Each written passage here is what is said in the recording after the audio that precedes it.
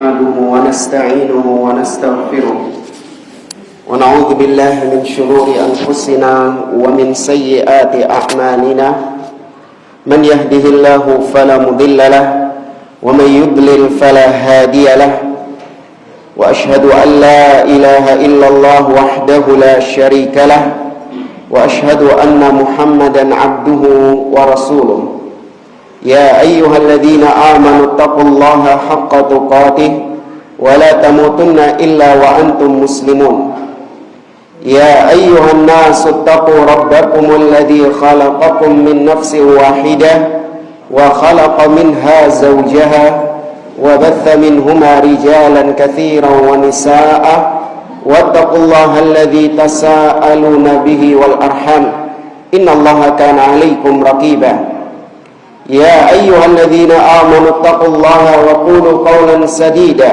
يصلح لكم أعمالكم ويغفر لكم ذنوبكم ومن يطع الله ورسوله فقد فاز فوزا عظيما أما بعد فإن أصدق الحديث كتاب الله وخير الهدي هدي محمد صلى الله عليه وسلم وشر الأمور محدثاتها وكل محدثة بدعة wa kulla bid'atin dhalalah wa kulla dhalalatin finnar.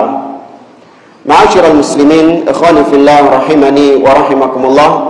Alhamdulillah, segala puji bagi Allah Subhanahu wa taala yang mempertemukan kita kembali di majelis yang mulia ini untuk melanjutkan pembahasan kitab Akhta' Ba'dil Muslimin fi Tauhidi Rabbil Alamin, atau kekeliruan-kekeliruan kaum muslimin dalam tauhid kepada Allah Rabbul Alamin oleh Syekh Abdul Aziz Ar-Rayyis hafizahullah ta'ala. Pada pertemuan yang lalu kita sampai pada poin keberapa? Kesalahan keberapa?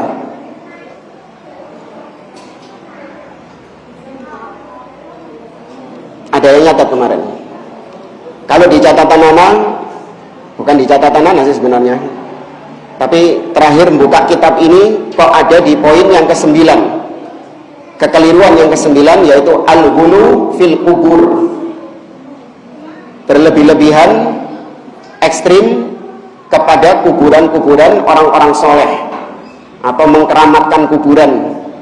Sudah atau belum ini? Belum ya? Kalau tawakal,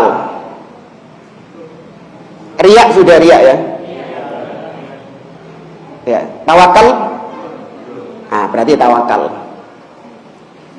Baik, kita baca al-khata'ut tsamin. Kekeliruan yang ke-8, dha'fut tawakkul fi qulubina. Lemahnya tawakal di dalam hati kita. Kata beliau, ma'ad'afu aqidati tawakkul fi qulubina. Alangkah lemahnya tawakal yang ada di dalam hati kita. Katsirun minna yata'allaqu qalbuhu bil asbabid dunyawiyah nasiyan rabbal asbab azza wa jalla. Berapa banyak di antara kita itu yang hatinya hanya bergantung kepada sebab-sebab duniawi saja dan lupa kepada yang menciptakan sebab. Siapa? Allah Subhanahu wa ta'ala. Fallaha an nuqawwiya fi qulubina at-tawakkula ala rabbina jalla wa ala. Maka bertakwalah kepada Allah untuk berusaha memperkuat, memperkokoh tawakal kita kepada Allah Subhanahu wa ta'ala. Allah berfirman dalam surah Al-Maidah ayat 23, wa 'alallahi fatawakkalu in kuntum mu'minin. Dan kepada Allah lah hendaklah kalian bertawakal apabila kalian benar-benar beriman. Ini sekedar faedah dari sisi bahasa. Dalam ayat tadi surat Al-Maidah ayat 23, Allah menyebutkan objek di depan, kemudian baru kata kerjanya. Allah mengatakan kepada Allah lah hendaklah kalian bertawakal. Kenapa nggak dibalik? bertawakallah kepada Allah. Ngerti maksudnya? Bingung antum? Hah? Saya ulangi. Dalam ayat tadi, Allahnya itu ditaruh di depan. Kepada Allah lah, maka hendaklah kalian bertawakal. Kenapa nggak dibalik saja? Bertawakallah kepada Allah. Sama apa beda? Ya beda dari susunannya, tapi maknanya sama enggak? Sama. Apa bedanya? Yang bilang beda apa? Allah di depan harus ditujukan kepada Allah yang bisa. Nah, dalam bahasa Arab ketika objek ditaruh di depan itu ada makna yang tersirat, yaitu pembatasan, al-hasr. Bahwasanya hanya kepada Allah lah kita bertawakal. Kita tidak bertawakal kepada selain Allah Subhanahu wa taala. Tapi kalau objeknya ditaruh di belakang, betul kita bertawakal kepada Allah, tapi tidak menutup pintu kita juga bertawakal kepada selain Allah. Ada ayat yang serupa dengan ini, di mana objeknya taruh depan. Apa? Kita baca kalau sholat.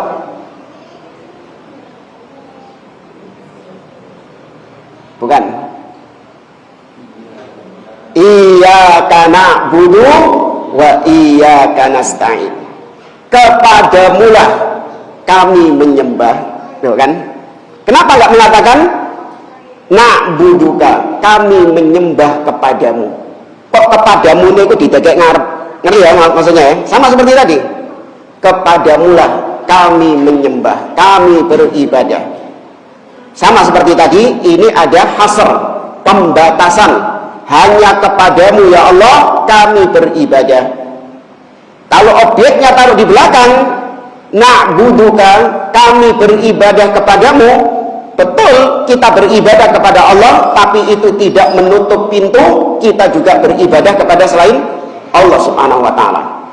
Ya, maka di sini ada makna yang tersirat, yaitu tauhid, menjadikan Allah satu-satunya yang disembah, tidak menyembah kepada selain Allah. Ini juga menjadikan Allah sebagai satu-satunya yang kita tawakali. Selain Allah kita tidak bertawakal kepadanya. Nah, untuk ngetes antum paham atau tidak, jawab pertanyaan berikut. Mana kalimat yang Anda ucapkan kepada istri Anda? Yang pertama, uhibbuki. Uhibbuki, apa artinya? Aku mencintai kamu. Atau iyyaki uhibbu, kepadamulah aku mencintai. Mana yang kira-kira mau Anda ucapkan ke istri? Yang pertama atau yang kedua? Kenapa yang pertama? Paham berarti bapak-bapak ini. Kalau Anda mengatakan uhibbuki, aku mencintaimu, betul Anda mencintai istri Anda. Tapi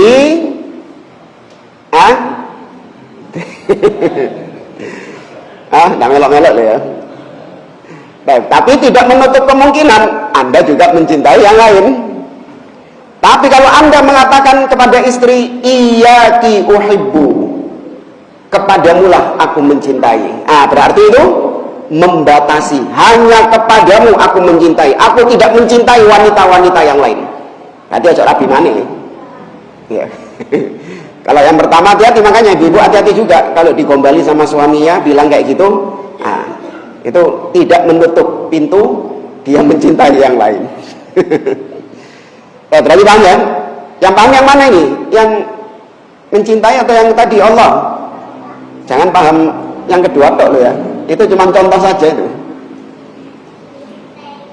Jamaah rahimani wa rahimakumullah.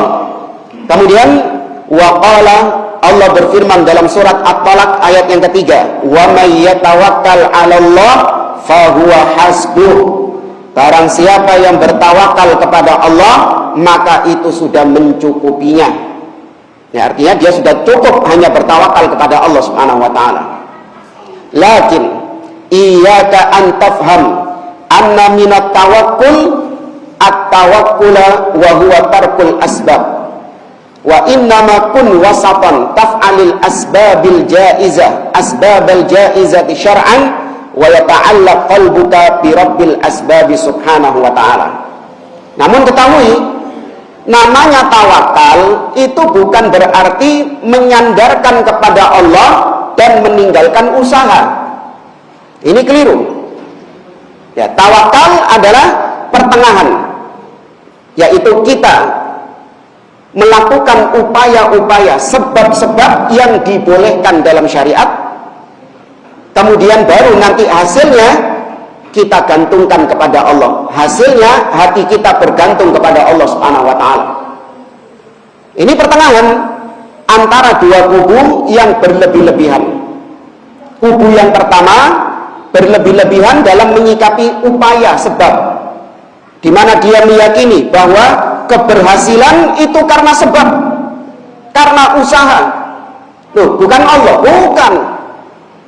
Ya, kita bisa sehat, kita bisa kaya, kita bisa sukses, itu karena usaha kita. Makanya muncul sebuah moto, usaha tidak mengkhianati hasil. Salah. Ada nggak orang yang sudah berusaha tapi hasilnya mengkhianati? Ada. Ya, maka nggak benar kalau seorang terlalu bersandar kepada sebab sehingga dia menihilkan peran Allah Subhanahu wa ta'ala sebagai yang memberikan kepada hamba tersebut. Di sisi yang lain, ada kubu yang terlalu bersandar kepada Allah dan tidak mau melakukan sebab. Kon gak kerja dah, tetisu, cangkru, gak usah kerja, tawakal Allah. Ya, kalau Allah sudah ngasih rizki, tetap rizki dapat meskipun tidak kerja. Ya. Sakit, kau nggak berobat, tawakal Allah. Kalau Allah ngasih kesembuhan, saya sembuh. Kalau Allah mengasih saya sakit, meskipun saya ke rumah sakit terbaik, tapi kalau Allah menginginkan saya nggak sembuh, saya nggak sembuh. Ya. Ada juga belajarlah, nggak mau. Kalau Allah takdirkan saya pintar, saya pintar. Yang lebih luar biasa lagi, radio. Ya. Kalau Allah mentakdirkan saya punya anak, masih agak rabi. Nah, ini teleponkan Jandamkar, dinas sosial ya, yang biasa nangkepi orang-orang ODGJ itu apa? Ya, panggilkan dinsos biar diamankan orang ini. Loh iya, soalnya kata Imam, kalau nggak salah Imam Syekhul Islam Ibnu Taimiyah rahimahullah mengatakan, atau bukan, Al-Imam Ibnu Abil Iz Al-Hanafi dalam Syarah Aqidah Thahawiyah, beliau mengatakan man ya'tamada 'alal asbab fa innahu syirkun fit tauhid. Barang siapa yang hanya bergantung kepada sebab, kubu yang pertama tadi, seakan-akan hasil itu pasti ditentukan dengan sebab. Barang siapa yang punya keyakinan seperti itu, maka ini syirik dalam masalah tauhid.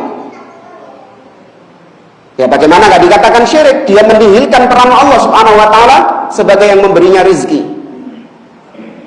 sebagai yang mentakdirkan. Kemudian kata beliau, wa tarkul asbab alladhi hiya sabab qadhun fil aql. Sedangkan orang yang meninggalkan upaya, meninggalkan sebab, padahal memang itu adalah sebab, maka itu adalah qadhun fil aql, ada cacat dalam akalnya. Nah ini tadi alias apa? ODGJ. Ya, diteleponkan dinsos. Antum kalau masih ingat, ini diantara pelajaran yang kita petik dari sekian banyak ibrah dari musibah COVID kemarin. Antum dapat enggak pelajaran ini? Iya. Ada orang-orang yang tadi, golongan yang pertama, ghulu, berlebih-lebihan dalam sebab. Kita dapati ada orang-orang yang selama pandemi dia nggak pernah sakit. Dia nggak pernah sakit. Padahal banyak kan diantara orang-orang itu yang kena kan, ya, tapi dia nggak sakit. Padahal dia satu rumah dengan orang-orang yang kena COVID, ya, padahal dia terpapar, pokoknya rentan, tapi dia ternyata sampai selesai pandemi dia nggak pernah sakit. Ditanya sama orang-orang, apa jawabannya? Iya, saya ini kalau pakai masker tumpuk 2. Maskernya itu masker yang mahal, bukan masker tipis-tipis ecek-ecek, bukan, tapi masker yang mahal. Kemudian saya rajin berjemur, saya minum vitamin, apalagi vaksin, ya kan? Makanya saya nggak kena COVID. Tuh, dia sandarkan kepada siapa? Usahanya. Ini syirik kepada Allah. Karena yang memberikan dia kesehatan siapa? Allah Subhanahu wa ta'ala. Sebaliknya, ada orang-orang yang meninggalkan sebab. Ini kayaknya paling banyak ini yang kemarin itu, ya kan? Nggak mau pakai masker. Kenapa? Tawakal kepada Allah, ya, nggak perlu pakai masker. Kalau memang Allah takdirkan saya kena, meskipun saya pakai masker tumpuk 10. Tapi kalau Allah takdirkan saya nggak kena, maka saya nggak kena. Meskipun saya nggak pakai masker, meskipun saya berinteraksi dengan orang-orang yang kena COVID, kalau Allah takdirkan saya nggak kena. Betul, iya. Allah yang mentakdirkan. Tapi tahu dari mana kalau Allah mentakdirkanmu sehat? Kalau kita tahu takdir kita boleh kayak tadi. Ngerti jamaah? Kalau Allah kita tahu apa yang Allah takdirkan kepada kita, boleh kita berucap seperti tadi. Antum tahu misalnya antum mau melakukan perjalanan dari Surabaya ke Jakarta. Antum tahu takdir antum bahwasanya antum selamat sampai ke Jakarta.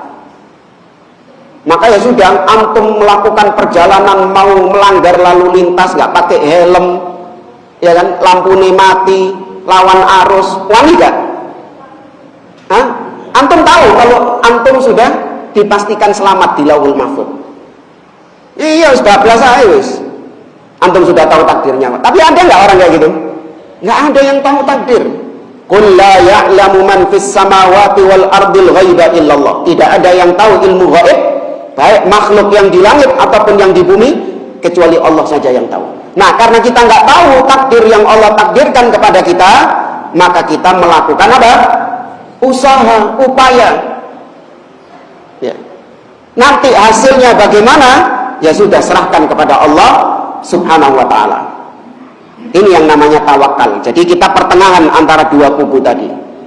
Kita melakukan usaha, namun hati kita tetap kita gantungkan kepada Allah. Hasilnya bukan karena usaha kita, hasilnya itu murni Allah Subhanahu wa ta'ala yang memberikannya. Nabi SAW memerintahkan, ihris ala ma yanfa'uka wasta'in billah. Bersemangatlah engkau untuk menggapai apa yang bermanfaat bagimu. Disuruh usaha sama Nabi. Wasta'in billah. Tapi jangan lupa minta pertolongan kepada Allah Subhanahu wa ta'ala. Nabi juga mengatakan, firra minal majdum firaraka minal asab. Larilah engkau dari orang yang kena penyakit kusta sebagaimana engkau lari dari singa. Tuh.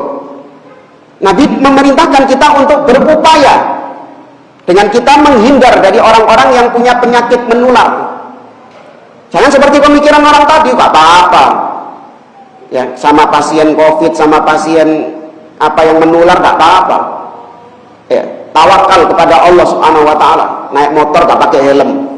Loh, kok gak pakai helm? Tawakal ala Allah. Orang awam melihat, Masya Allah fulan ini ya, tawakalnya kuat kepada Allah Subhanahu wa ta'ala. Dia nggak takut kecuali hanya kepada Allah. Ya, nek motoran nggak tahu pakai helm, nek mobil nggak tahu pakai sabuk pengaman misalnya. Ya, tawakalnya kuat kepada Allah. Bukan tawakal yang kuat, tapi bodoh, jahil, nggak paham tentang makna tawakal. Ya. Nah, jamaah rahimani wa rahimakumullah. Setelah kita paham hal ini, maka yang perlu juga kita perhatikan adalah tentang sebab. Karena banyak diantara orang-orang yang betul dia melakukan sebab, kemudian tawakal kepada Allah, namun sebab yang dia lakukan, upaya yang dia lakukan adalah upaya-upaya yang haram. Ya, upaya yang haram. Saya ingin kaya. Ya. Gimana? Ya, kamu harus melakukan usaha. Nanti hasilnya kaya atau tidak serahkan kepada Allah. Oh ya sudah, saya berusaha. Nyolong mari ngono. Bobol tokone wong dicolong. Saya sudah usaha dan alhamdulillah Allah berikan kekayaan. Baik, maka ini perlu kita dudukkan, yaitu tentang pembahasan sebab dan akibat. Ini termasuk diantara pembahasan akidah yang banyak diantara kaum muslimin jatuh dalam kekeliruan-kekeliruan disebabkan tidak paham tentang akidah ahli sunnah berkaitan sebab dan akibat. Baik, yang pertama, Rabbul asbab huwa Allah. Yang menciptakan hukum sebab dan akibat itu siapa? Allah subhanahu wa ta'ala. Tidak ada makhluk yang bisa merubah-rubah hukum sebab akibat ini. Ini yang dikatakan sebagai sunnatullah. Ya, ini diistilahkan dengan istilah sunnatullah, yaitu hukum-hukum yang Allah berlakukan kepada hambanya, yang hamba nggak bisa keluar dari hukum ini. Ini kebiasaan Allah, cara Allah, gaya Allah dalam memperlakukan hamba-hambanya. Nggak makan, karena sebab nggak makan maka mengakibatkan luwe, iya, lapar. Karena sebab makan terlalu banyak maka mengakibatkan kewareken, ya. Nggak minum maka mengakibatkan dehidrasi, kehausan, dan seterusnya. Kita manusia hanya bisa mengikuti saja hukum ini. Nggak bisa kita memutar-mutar atau membolak-balikkan hukum ini semau kita. Nggak bisa. Siapa yang bisa membalikkan tadi? Yang makan malah lapar, yang nggak makan malah kenyang. Siapa yang bisa? Ada yang bisa? Nggak ada. Ini aturan Allah. Allah yang membuat hukum sebab akibat. Ini bukan cuma masalah lapar, luwe, warak, enggak ya. Ini kiaskan dalam masalah-masalah yang lain. Hukum sebab dan akibat. Banyak. Kita hidup ini pasti ada hukum sebab dan akibat. Dan yakini yang bikin sebab akibat siapa tadi? Allah subhanahu wa ta'ala. Yang kedua, sebab, ya, namanya sebab itu terbagi menjadi dua. Ya, sebab itu terbagi menjadi dua. Yang pertama disebut dengan as-sabab. Apa, ada yang tahu? As-sabab al-hakiki, sebab hakiki. Ya, yang pertama disebut sebab hakiki. Yang kedua disebut dengan as-sabab al-wahmi. Nanti akan kita jelaskan. Tapi kalau yang catat dengan bahasa itu aja. Biar nanti kalau antum ikut kajian lain atau antum baca kitab lain, ini istilah ini sudah banyak digunakan oleh para ulama. As-sabab al-hakiki dan as-sabab al-wahmi. Hakiki itu artinya hakikat ya. Ya, hakiki memang ada koneksi, korelasi antara sebab dan akibatnya ini nyambung. Hakikatnya memang demikian. Sedangkan sebab yang wahmi adalah sebab yang diduga sebab padahal duduk sebab. Ngerti ya? Kalau yang sebab wahmi tadi apa? Diyakini sebagai sebab padahal duduk sebab. Nggak ada korelasi antara sebab dan akibatnya, tapi diduga sama orang-orang sebab. Baik. Sebab hakiki, kita bahas sebab hakiki dulu. Sebab hakiki ditetapkan dengan dua metode. Ya, kita mengatakan itu sebab hakiki apabila terpenuhi atau bukan terpenuhi. Dengan dua cara kita tetapkan bahwa itu sebab hakiki. Yang pertama bidalil, dengan dalil. dari Al-Quran dan As-Sunnah. Kalau Al-Quran mengatakan ini sebab mengakibatkan ini, hadis mengatakan ini mengakibatkan ini, maka tetapkan itu sebagai sebab apa? Hakiki atau wahmi? Hakiki. Contoh, madu, bukan madu senangannya bapak-bapak loh ya, beda itu. Madu tawon ini, ya, bukan madu yang piring pecah, bukan. Madu itu bisa adalah sebab yang mengakibatkan kesembuhan, tapi tetap sembuh datang dari siapa? Allah. Ini sebab saja. Apa dalilnya? Allah berfirman dalam Al-Quran di dalam surat An-Nahl, yakhruju min butuniha syarabun mukhtalifun alwanuhu fihi shifaa'un linnas. Dari perut tawon itu, lebah itu, ya, keluar minuman yang bermacam-macam warnanya. Fihi shifaa'un linnas. Di dalamnya ada kesembuhan bagi manusia. Allah sendiri menyatakan madu itu sebab kesembuhan. Ingat ya, saya pakai kata-kata sebab kesembuhan. Karena nggak boleh kita mengatakan madu adalah penyembuh. Ini syirik. Kenapa? Kenapa saya katakan madu itu penyembuh? Ini kalimat syirik. Iya, karena yang menyembuhkan oleh waras apa gak iki sapa? Allah yang memberikannya. Makanya saya pakai kalimat madu adalah sebab kesembuhan. Bukan yang menyembuhkan, tapi sebab kesembuhan. Apalagi yang ada dalilnya? Habbatus sauda. Nabi SAW mengatakan habbatus sauda dawaun likulli maradin. Habbatus sauda adalah obat dari segala penyakit, illa al-maut, kecuali kematian. Maka ditetapkan habbatus sauda adalah sebab yang apa? Hakiki. Ya. Kemudian ruqyah. Apa ruqyah? Membacakan ayat Al-Quran kepada orang yang sakit. Jadi ruqyah ini bukan cuma sing gawe kesurupan tok ya. Orang sakit, greges, lara weteng, ngeluh, diruqyah. Ya. Dan yang diruqyah jangan merasa marah. Mbok pikir aku iki kesurupan ta? Enggak. Ruqyah ini untuk penyakit apapun. Baik penyakit fisik ataupun penyakit rohani. Allah mengatakan wa nunazzilu minal qur'ani ma huwa shifa. Dan kami turunkan dari Al-Quran itu ma huwa shifa, apa-apa yang berupa shifa, sebab kesembuhan. Ya. Dan Nabi mempraktekkan cara-cara meruqyah dengan dibacakan Al-Fatihah dan seterusnya. Ma'u Zamzam, air Zamzam. Apalagi doa. Doa ini sebab bukan? Sebab.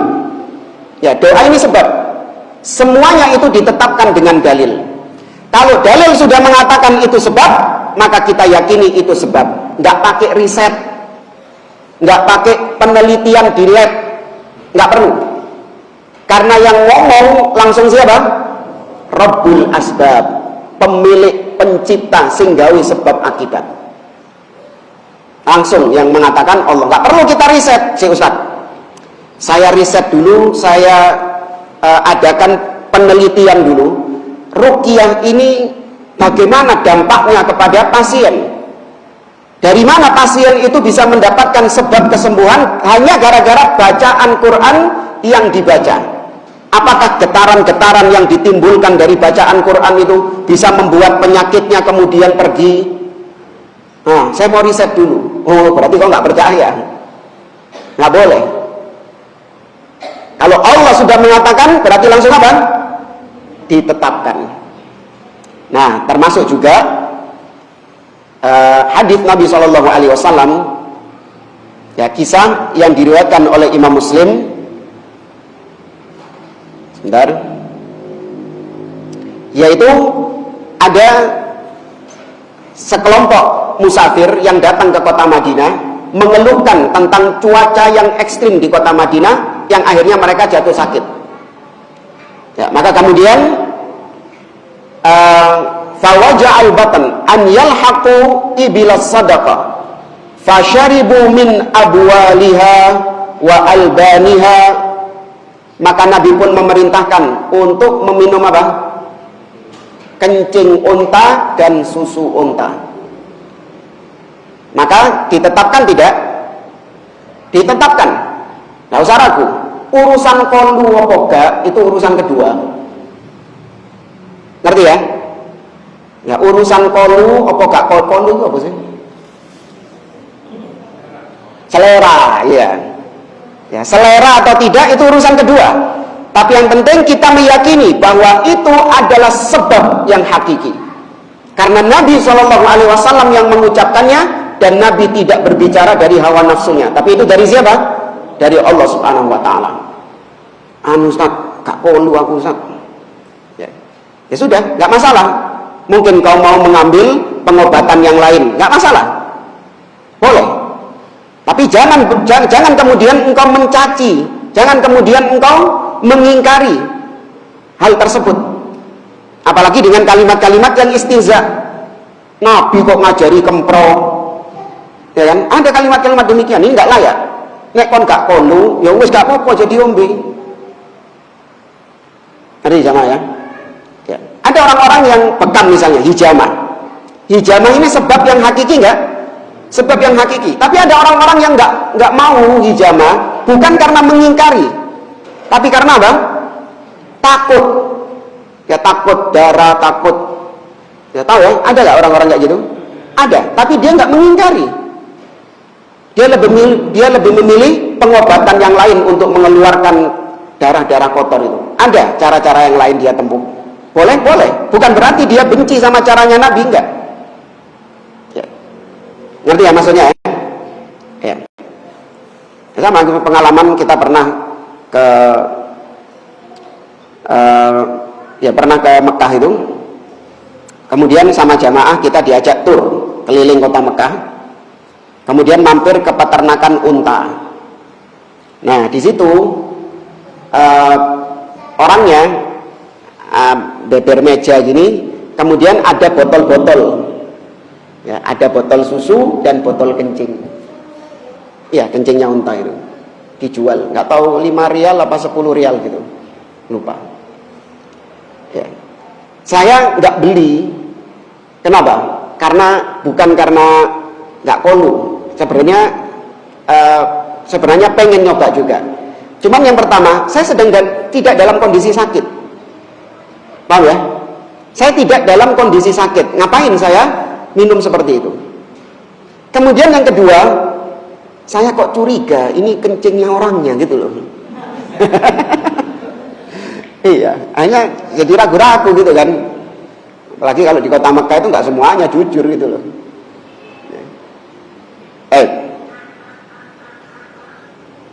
Kembali ke tadi, maka sebab hakiki ditetapkan dengan apa? Dalil. Yang kedua, sebab hakiki ditetapkan dengan ilmiah. Maksudnya ilmiah di sini adanya korelasi antara sebab dan akibat.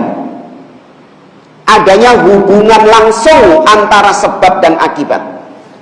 Meskipun tidak harus melalui penelitian di lab. Ya. Contoh misalnya, makanya orang-orang itu berusaha untuk mencari obat-obat.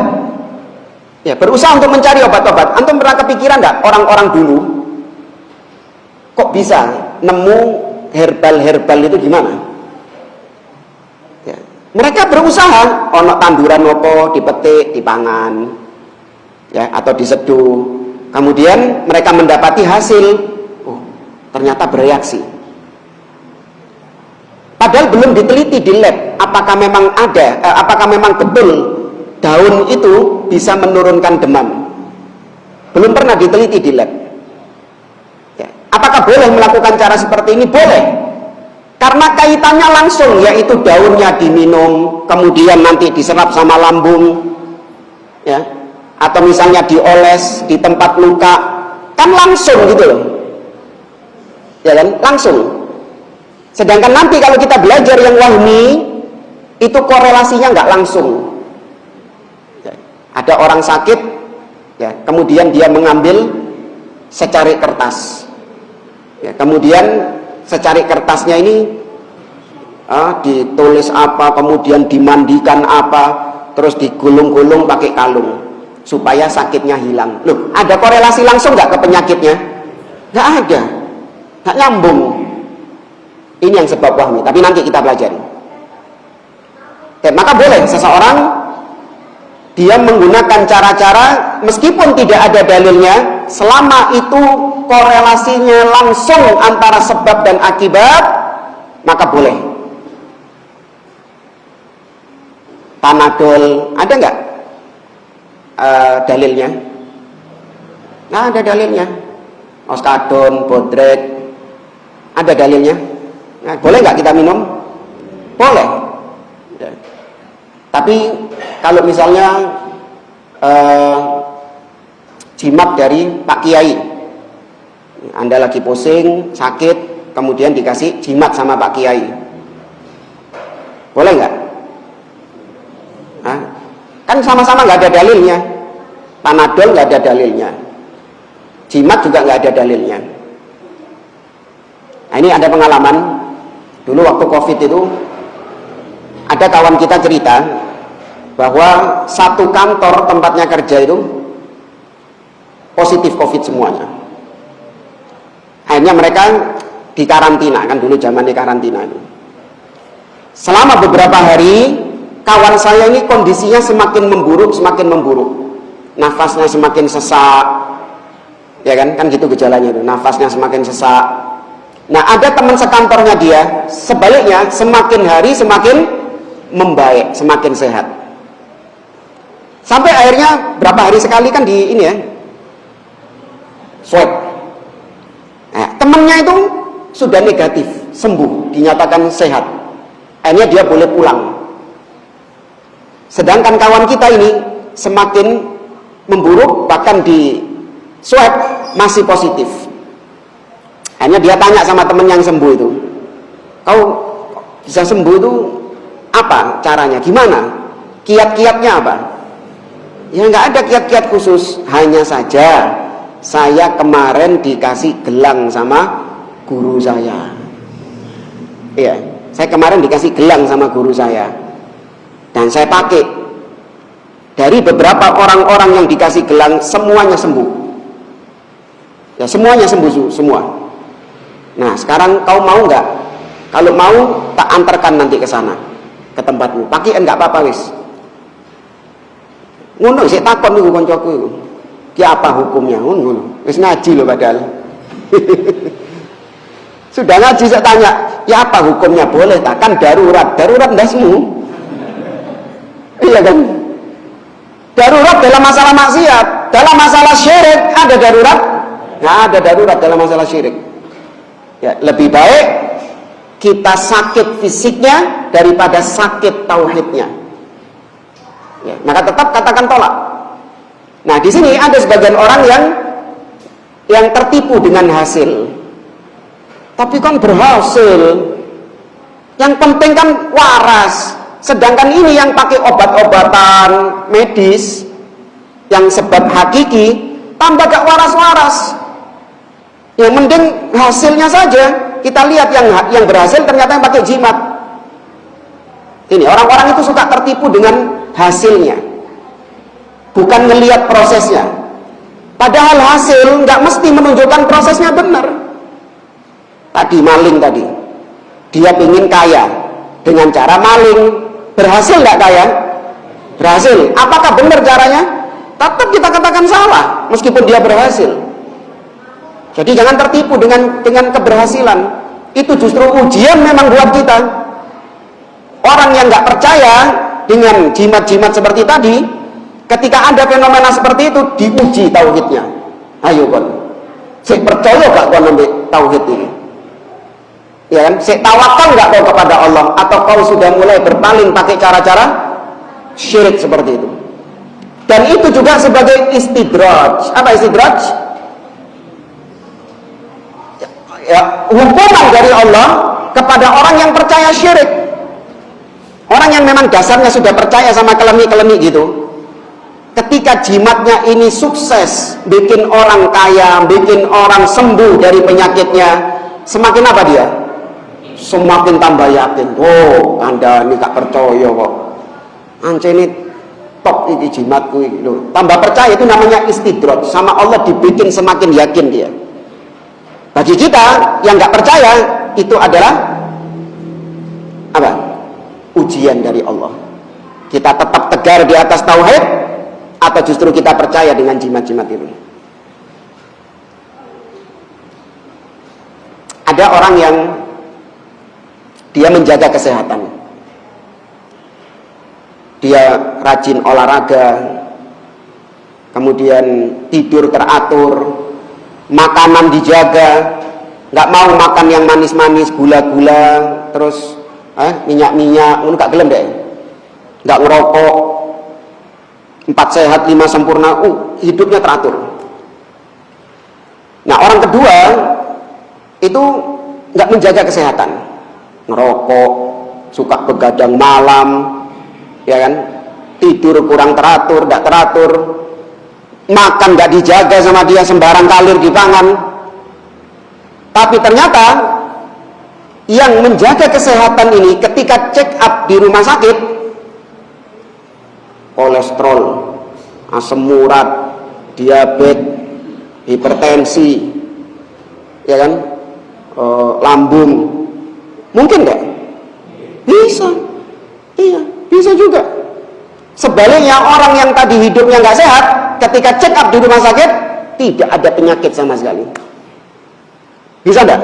Bisa. Ini menunjukkan yang ngasih kesehatan siapa? Allah. Bukan upaya-upaya itu yang ngasih kesehatan.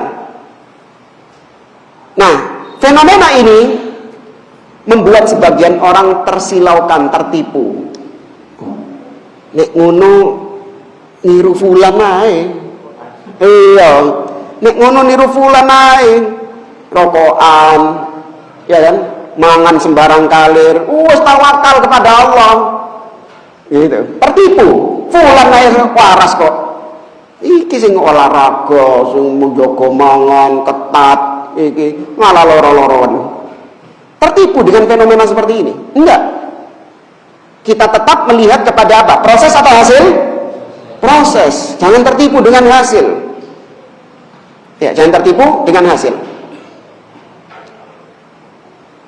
Ada juga cerita orang bertahun-tahun dia itu kalau naik motor selalu melanggar lalu lintas, selalu lawan arah, bertahun-tahun gitu, nggak pernah pakai helm. Ya. Tiba-tiba dia ditegur, kena tilang. Ya. Maka akhirnya dia besoknya pakai helm. Hari pertama pakai helm nubruk. Bertahun-tahun dia pakai helm nggak pernah nubruk.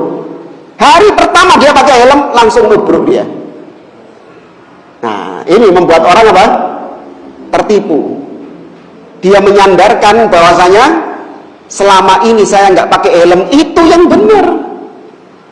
Iya kan? Soalnya bertahun-tahun saya nggak pakai helm, nggak pernah kecelakaan. Tapi begitu hari pertama saya pakai helm malah saya nubruk. Apakah sebab nubruk karena helm? Hah? Enggak. Tapi yang dohir nampak bagi dia, aku ini kecelakaan sehingga apa sih helmku gitu. Iya. Padahal ada korelasi nggak antara helm dengan kecelakaannya dia? Nggak ada. Mungkin sebabnya dia kecelakaan karena remnya blong, ya kan? Atau karena dia mungkin meleng, kurang lihat, nggak waspada. Tapi yang disalahkan dong helmnya. Nah ini sebab wahmi. Dikira sebab padahal bukan sebab. Karena tertipu dengan hasil itu. Paham ya yang hakiki ini ya. Nah sekarang yang wahmi tadi sebenarnya sudah mulai ada gambaran kan? Ya. Nah kalau sudah ada gambaran yang wahmi ini, sebutkan contoh yang beredar di masyarakat sebab yang wahmi selain jimat. Umum bahkan dilakukan oleh sebagian orang dianggap hal yang lumrah. Ada yang tahu? Apa?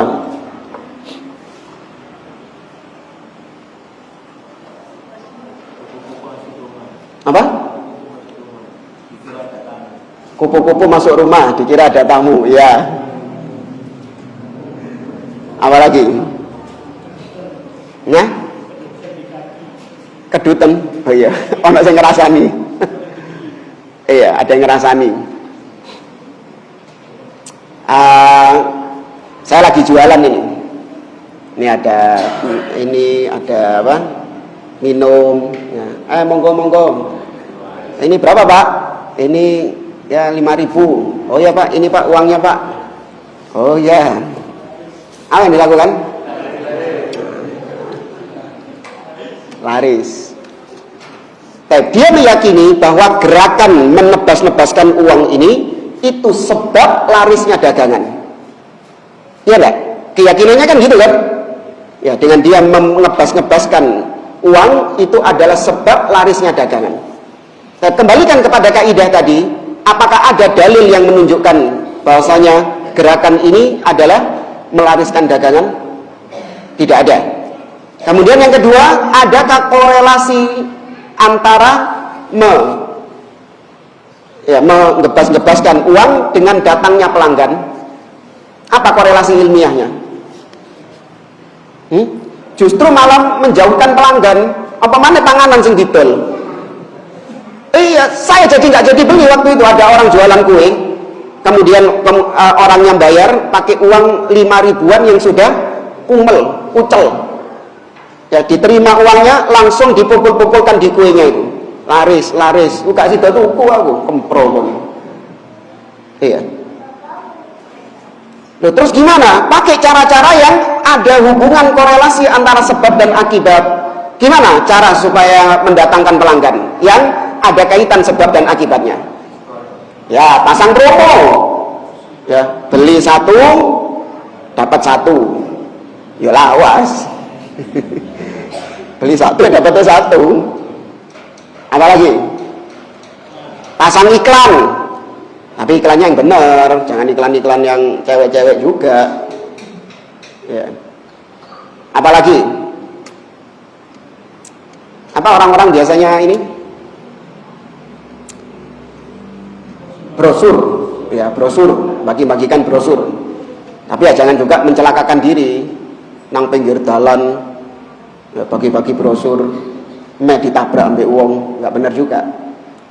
Tapi tetap caranya itu nyambung nggak sebab akibatnya? Nyambung. Ya. Terus, apalagi contoh lain?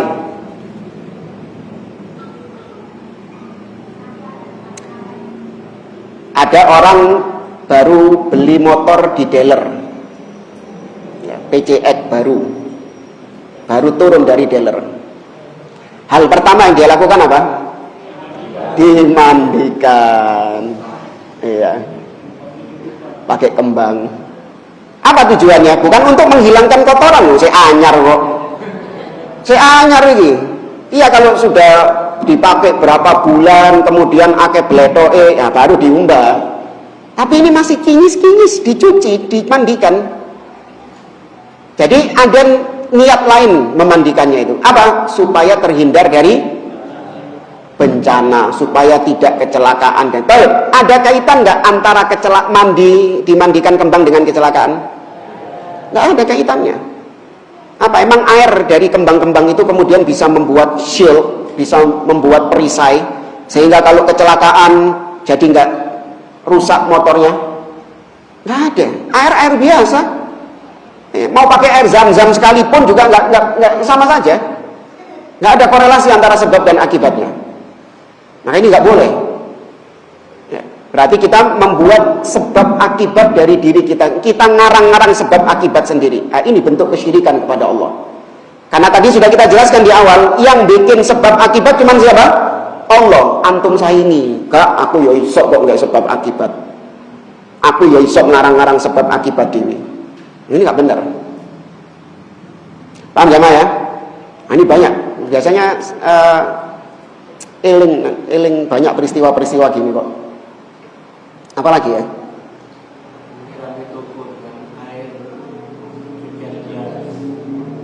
Oh iya kan? Baru tahu ini. Iya, baru tahu juga.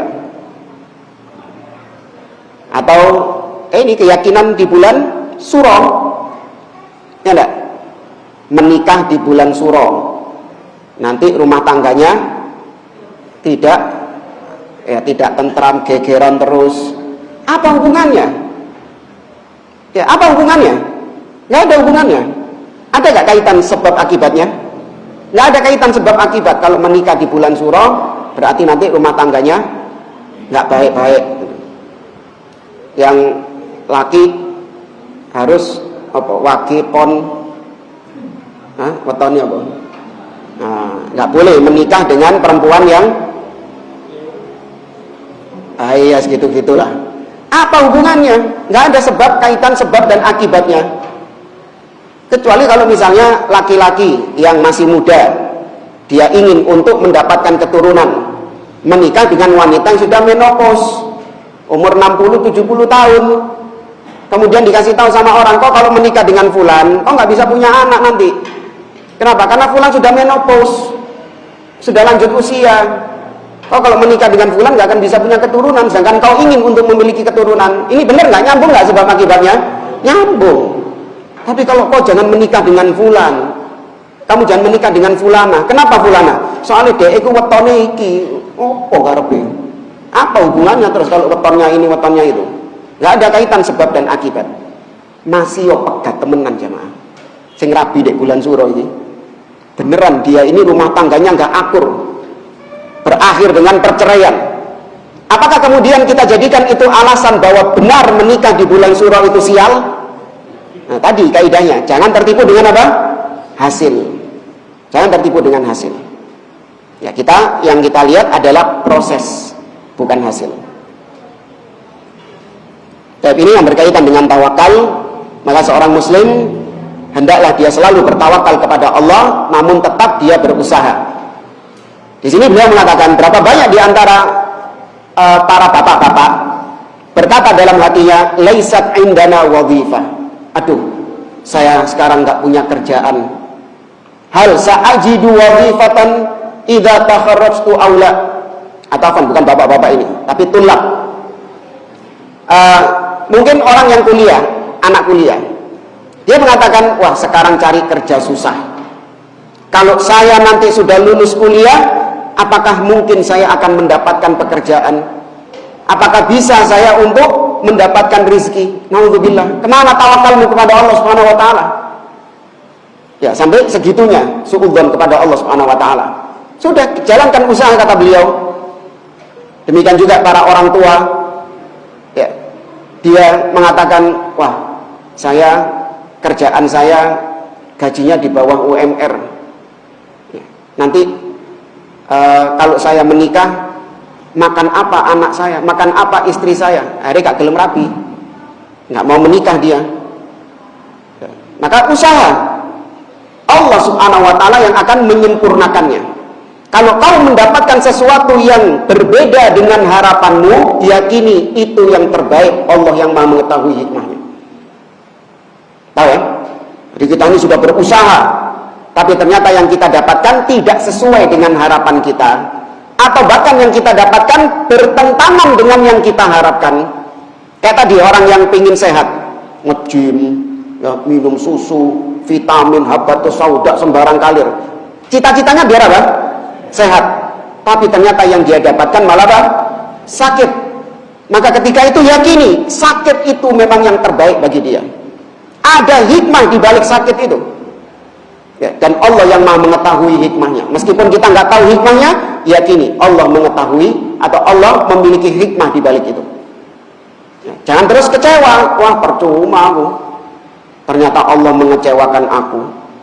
Tiwas saya sudah berdoa, sudah bangun malam, sudah tahajud, saya berdoa, tapi ternyata saya mendapatkan tidak sesuai dengan apa yang saya inginkan. Ya, kecewa sama Allah Subhanahu Wa Taala. Nah, ini nggak boleh. Ya, hasil apapun yang kita terima, maka itu adalah kebaikan bagi kita. Kalau itu musibah, kalau itu nikmat, maka kita bersyukur kepada Allah. Tapi kalau itu musibah yang kita dapatkan, maka bersabar dan mengharap pahala dari Allah dari musibah tersebut. Ya, kita tutup dengan hadis yang diriwayatkan oleh Imam Muslim dari Suhaib bin Sinan Ar-Rumi bahwa Nabi SAW mengatakan ajaban li amril mu'min, sungguh ajaib urusannya orang mukmin itu. Karena inna amrahu kullahu khair, sesungguhnya urusannya itu semuanya khair, semuanya baik. In asabathu dharra sabar fakana khairan lah, wa in asabathu sarra syakar fakana khairan lah. Kalau dia tertimpa musibah, dia bersabar, dan itu baik baginya. Artinya dia dapat pahala, dapat musibah, malah dapat pahala dia karena sabarnya. Kalau dia dapat kesenangan, dapat nikmat, maka dia bersyukur, maka dapat pahala juga dia dari syukurnya itu. Ya, maka ajaib urusannya orang beriman itu. Semuanya pahala bagi dia. Mau dapat musibah, mau dapat nikmat, itu ladang pahala bagi dia. Ya. Baik jamaah rahimani wa rahimakumullah, ini mungkin yang bisa kita sampaikan. Kalau ada yang mau ditanyakan, tafadhol. Terutama yang sebab akibat tadi, kok kayaknya agak bingung gitu antum. Oh ya, lupa. Ingat ya, sebab hakiki meskipun nyambung, tapi nanti dicek dulu hukum syar'inya bagaimana. Ya, meskipun nyambung korelasinya antara sebab dan akibat, tapi kalau syariat menghukuminya haram, ya tetap ojo digawe. Kayak misalnya orang lapar, kemudian dia makan babi. Nah, apakah babi ini sebab yang nyambung dengan akibatnya? Nyambung nggak? Hakiki berarti apa wahmi? Hakiki. Tapi apakah berarti boleh kalau hakiki? Nah, tetap nggak boleh. Jadi sekali lagi jangan terus kalau sudah hakiki pasti boleh semua, enggak. Kembalikan lagi ke hukum syariat. Orang pengen punya anak, maka dia mencari sebab yang hakiki. Apa? Zina. Betul nggak zina itu sebab hakiki biar bisa punya anak? Hah? Hakiki atau wahmi? Hakiki zina itu. Ya enggak, nyambung nggak korelasinya? Nyambung. Tapi apakah halal? Tetap haram. Ya, jadi hakiki nggak mesti halal semua. Baik, siapa yang tanya tadi? Nggak ada. Ibu-ibu?